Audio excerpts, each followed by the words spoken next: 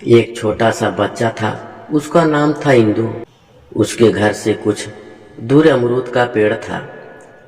इंदु उस पेड़ पर अक्सर अमरूद खाने जाया करता था। एक दिन इंदु को पेड़ पर चढ़कर अमरूद खाते हुए एक राक्षसी ने देख लिया। वह पेड़ के नीचे आकर इंदु से बोली, बेटा अपनी आंख बंद करो, फिर अमरूद निकालो। ऐसा करने से कच्चे अमरूद पक जाएंगे। वह राक्षसी की बातों में आ गया। वह आंखें बंद कर अमरूद निकालने लगा। वह पेड़ से गिर गया।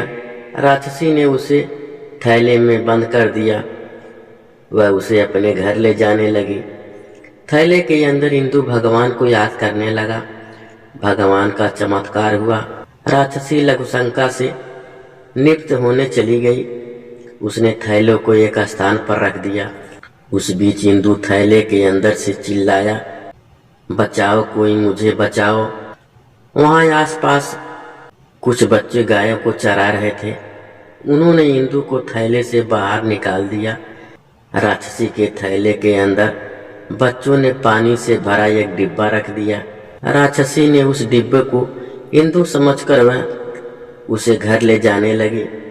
जब राक्षसी चल रही थी, पानी की डिब्बी से कुछ पानी रिसकर राक्षसी के शरीर पर गिरने लगा। राक्षसी को लगा कि थैले में बंद लड़का पेशाब कर रहा है। वह बोली, मूत मूत लड़के, तू मूत, पेशाब करते रह, मैं घर जाकर तेरा क्या हाल करती हूँ। घर पहुंचने पर राक्षसी ने अपनी लड़की को थैला खोलने के लिए कहा। थैला खोलने पर उसे पानी का डब्बा दिखाई दिया। दूसरे दिन की बात है। इंदु अमरूद के पेड़ पर चढ़कर अमरूद खाने लगा। वह राक्षसी फिर पेड़ के नीचे आ गई। वह इंदु को और देखकर बोली, बेटा एक पैर कच्ची टहनी पर रखो, दूसरा पैर सूखी टहनी पर, तब अमरूद निकालो। ऐसा करने से अमरूदों का स्वाद मीठा हो जाएगा। मैं आज तुम्हारी बातों में नहीं आने वाला। कल मैं किसी तरह से बच गया था। राक्षसी की बात को सुनकर इंदु बोला। राक्षसी बोली, कल वाली औरत को मैंने भी देखा था, वह तो बुढ़िया थी, मैं तो जवान हूँ, मैं कल वाली औरत नहीं हूँ। इंदु ने उस औरत की बातों पर विश्वास कर लिया। उसने एक पैर सूखी टहनी और दूसरी पैर कच्ची टहनी पर रखा। ऐसा करते ही वह गिर गया। राक्षसी ने उसे थैले में बंद कर दिया। वह उसे घर ले जाने लगी। रास्ते में उसे जोर की प्यास लगी। उसने थैला बंद बच्चे को एक टीले के ऊपर रखा। वह पानी पीने चली गई। इस बीच गाय चराने वाले बच्चों ने थैले से इंदु को बाहर निकाल दिया। उन बच्चों ने कपड़े से अपना मुंह ढका। अब उन्होंने राक्षसी के थैले के अंदर मधुमक्खी का एक छत्ता रख दिया। राक्षसी ने मधुमक्खी के छत्ते को ही इंदु समझकर वह अपने घर की ओर चलने लगी। रास्ते में उसे मधुमक्खियों ने काट खाना शुरू कर दिया। उसने समझा कि यह इंदु की शरारत है। वह कहने लगी, चुन चुन छोरा, ए लड़के, तू मुझे चूटा देकर परेशान करता है, मैं घर जाकर तेरा क्या हाल करती हूँ। घर पहुँचते ही राक्षसी ने अपनी बेटी से कहा, तब तक इस लड़के को थैले से बाहर निकाल, मैं खाने पीने की तैयारी करती हूँ।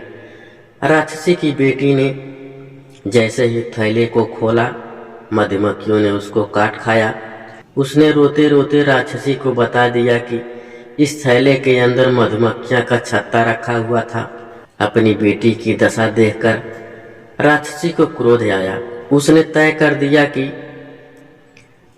अब की बार इंदु को लाते समय वह नहीं रुकेगी, उसे अपने घर लाकर रहेगी। दूसरे दिन राक्षसी फिर उसी अमरूद के पेड़ के नीचे चली गई। आज भी इंदु छोरा पेड़ पर चढ़कर अमरूद खा रहा था। इंदु को उस पर शक न हो, इसीलिए आज वह छोटी बच्ची के रूप में पेड़ के नीचे खड़ी हो गई। वह तोतली आवाज में इंदु से बोली, भैया पेड़ की एक टहनी पर खड़े हो जाओ, इसके बाद आंखें बंद कर भगवान को याद करो, इससे पेड़ में लगे सब अमरूद पक जाएंगे। इंदु को उस बच्ची पर कोई शक न हुआ। उसने वैसा ही किया जैसे बच्ची ने कहा था। वह पेड़ से गिर गया अब राक्षसी अपने रूप में आ गई। उसने इंदु को थैले में बंद कर दिया। वह रास्ते में कहीं नहीं रुकी। वह इंदु को अपने घर ले जाने में सफल रही। घर पहुंचकर उसने अपनी बेटी से कहा, अब की बार थैले में न पानी का डिब्बा है और न मधुमक्खी का छत्ता। इसमें अमरूद के पेड़ वाला लड़का है। तुम इसे थैले से बाहर निकालो, तब तक मैं खाना बनाने की तैयारी करती हूँ। यह कहकर राक्षसी खाना बनाने का सामान लेने बाहर चली गई। इधर राक्षसी की बेटी ने इंदु को थैले से बाहर निकाल दिया। इंदु राक्षसी की बेटी से बोला, लगता है तुम्हें मधुमक्खियों ने काट खाया है। मेरे पास मधुमक्खी के कांटे से बचने का मंत्र है, मुझे दे दो ना। राक्षसी की बेटी बोली, ठीक है, मैं तुझे यह मंत्र दे दूंगा, किंतु तुझे पहले मुझे मनचाहे भेष में आने का तरीका बताना होगा। राक्षसी की बेटी ने इंदु को एक जड़ी दी। वह बोली, इस जड़ी को जीभ में रखने पर तुम जिसका भेष धारण कर चाहो वैसे ही बन जाओगे। जब तुम अपने असली रूप में आने की सोचोगे तो तुम्हें असली रूप प्राप्त हो जाएगा। इस जड़ी के प्रयोग से इंदु ने राक्षसी की बेटी का रूप धारण कर लिया।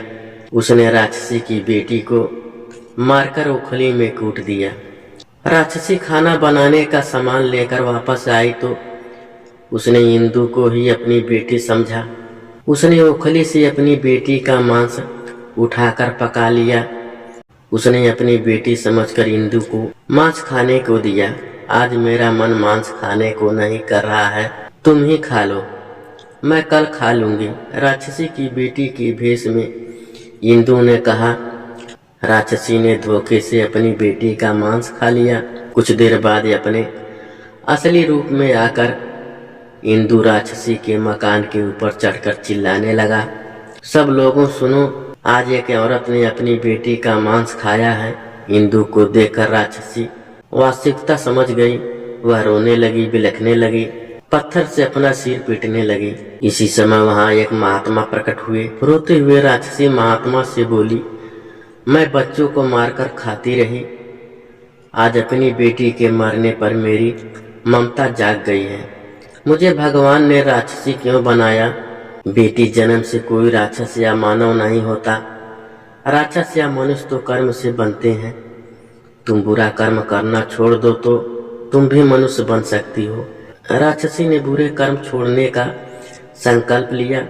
उसने देखा कि महात्मा के आशीर्वाद से उसकी बेटी जीवित हो गई थी। अब वह अपना समय ईश्वर भक्ति में गुजारने लगी।